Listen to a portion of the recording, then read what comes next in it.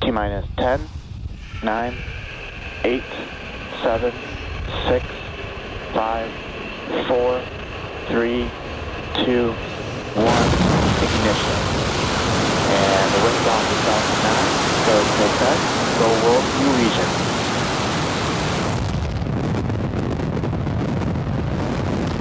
Vehicles pitching downrange.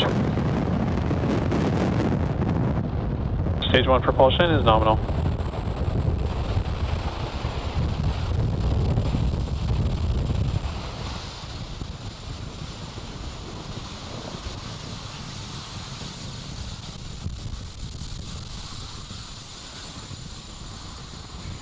At T plus 35 seconds and counting, Falcon 9 has successfully lifted off from Space Launch Complex 4 East, carrying the Worldview Legion satellites.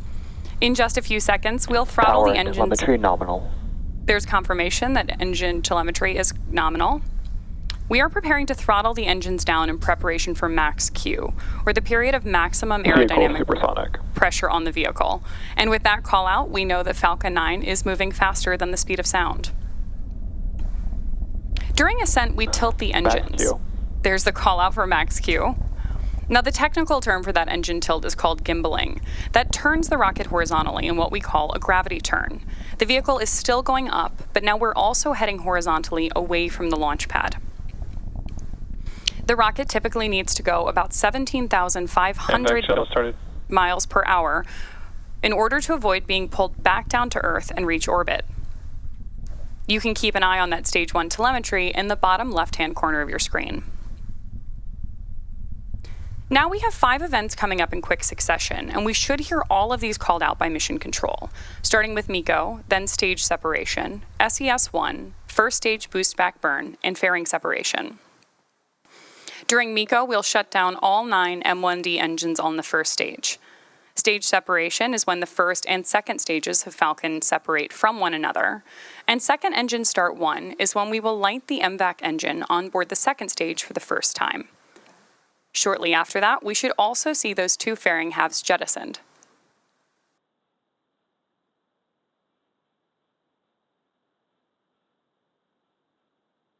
Main engine cutoff. Stage separation confirmed.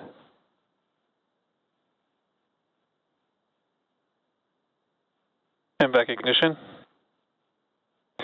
Stage 1 boost back startup.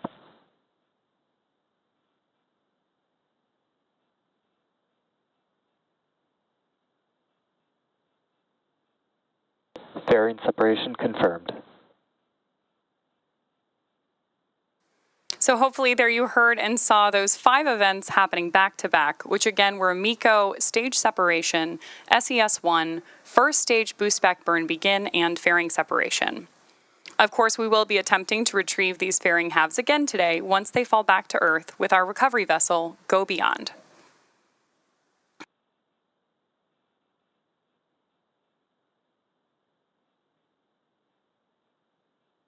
Stage 1 boost back shutdown.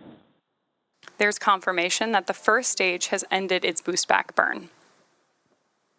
Really great views on your screen right now, too.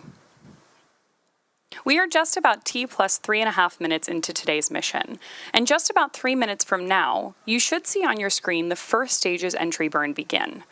Now, to start the entry burn, we will relight 3 of the M1D engines, starting with the center engine, known as E9, followed shortly after by the E1 and E5 engines.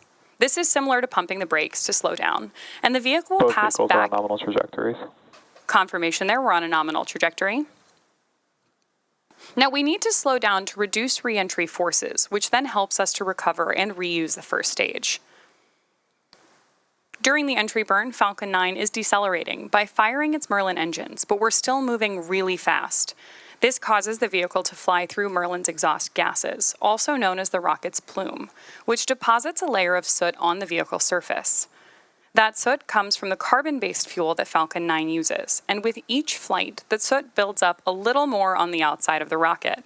Oftentimes, prior to launch, you can see the soot from prior flights on the first stage.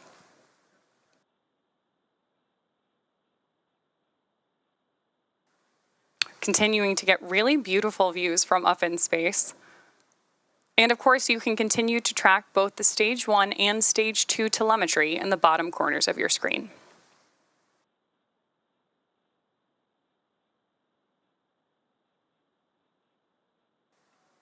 On the left-hand side of the screen, you've got views of our grid fins with the Earth in the background. And on the right-hand side, you see our MVAC engine burning on board the second stage.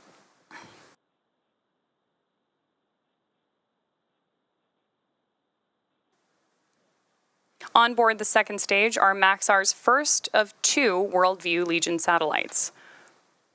Those satellites will replenish a portion of Maxar's existing constellation to expand capacity.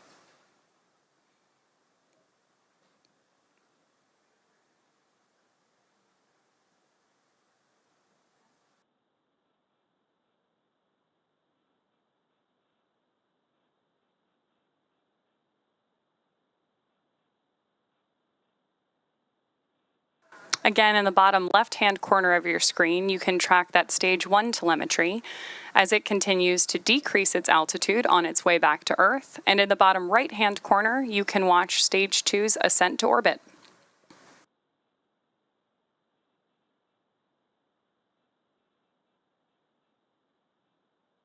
The grid fins that you can see on your screen right now are the primary mechanical mechanism by which we steer the first stage on its re-entry.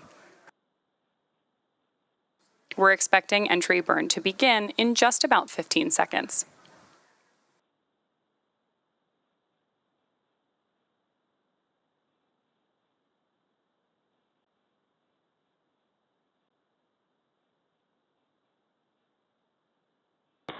Stage 1 entry burn startup.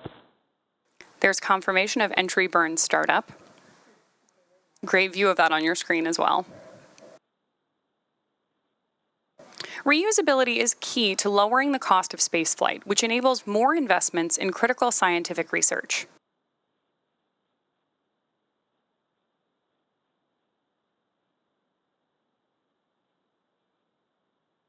Stage 1 entry burn shutdown.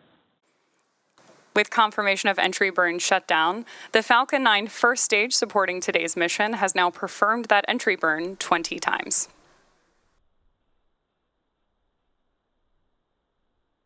The Merlins on the first stage are optimized for sea level. These achieve 190,000 pounds of thrust each during ascent and descent. At liftoff, Falcon 9's first stage, there's confirmation that both the first and second stage are still on nominal trajectories. Stage 1 transonic. Confirmation there that Stage 1 is transonic. Stage 1 landing burn. Stage 2 FDS has safed.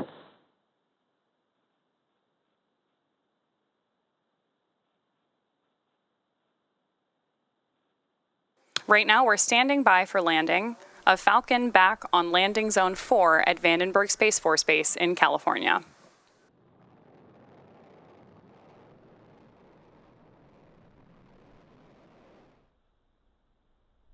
Landing leg deploy.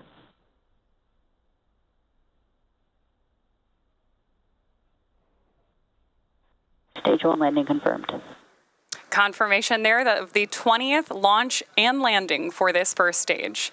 This is the third booster to complete 20 flights. And this landing marks SpaceX's 302nd recovery of an orbital class rocket, including